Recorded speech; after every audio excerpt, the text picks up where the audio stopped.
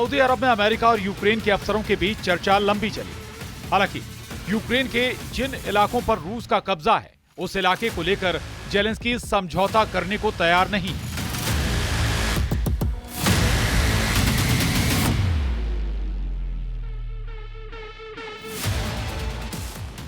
रूस का भी यूक्रेन के 4 बड़े इलाकों पर कब्जा है। इनमें डोनेस्क है, लुहांस्क है, जपोरिजिया और खैरसोन तक का इलाका है।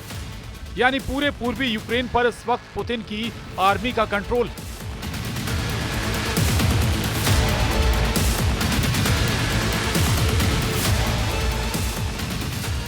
ये यूक्रेन का करीब 20% हिस्सा, जिसे पुतिन छोड़ने के लिए राजी नहीं होंगे।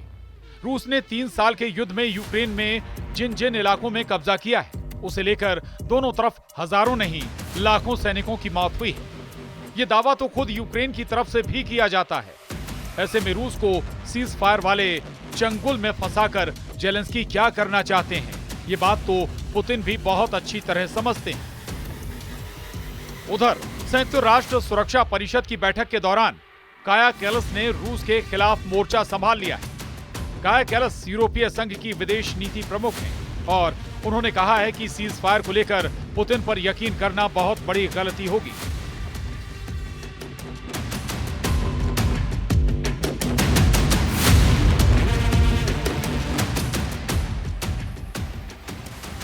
यूरोप अपनी जिद पर टिका हुआ है। वो जेलेंस्की को और ताकतवर बनाना चाहता है। मेलोनी से लेकर मैक्रों बता रहे हैं कि यूक्रेन को कैसे बचाया जाएगा और इसी ट्रैक पर चलते हुए रूस को कैसे यूरोप से भी दूर रखा जाएगा। इसीलिए मैक्रों ने वो परमाणु छतरी खोल दी है जो पूरे यूरोप को एटम बम वाले हमले से बचा सकती है। यूक्रेन भी, ब्रिटेन भी, इटली भी, जर्मनी भी, यूरोप का कोना कोना इस छतरी के नीचे आकर पुतिन के परमाणु गुस्से से बचना चाहता।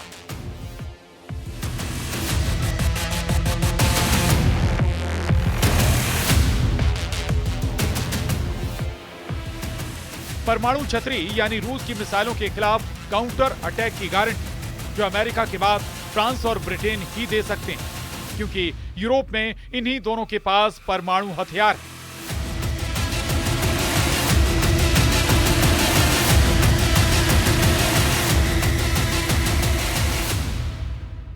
पुतिन से लड़ने के लिए यूरोप तैयार हो रहा है। यूरोप कहें या फिर नेटो की वो फोर्स जो लगातार युद्धाभ्यास कर रही है।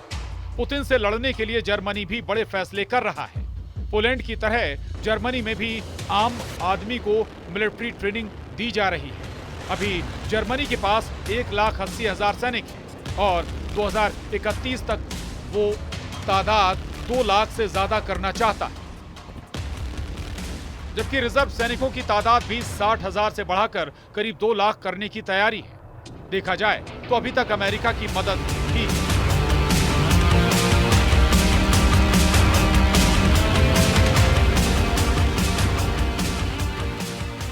जिसकी वजह से यूक्रेन की फौज ने वॉर जोन में पैर मजबूती से जमाए हुए हैं। नहीं तो डॉनबास तक पूरी तरह रूस के कब्जे में है। अमेरिका से मिले हाईमार्स रॉकेट से लेकर पैट्रियट मिसाइलें जिन्होंने रूस को कीव और खार्किव से दूर रखा है। वहीं एब्रम्स टैंक से लेकर F-16 फाइटर जेट भी अमेरिका के दखल पर यूक्रेन तक पहुंचे। हालांकि पुतिन ने इन सभी हथियारों को नाक रगड़ने पर मजबूर कर दिया है।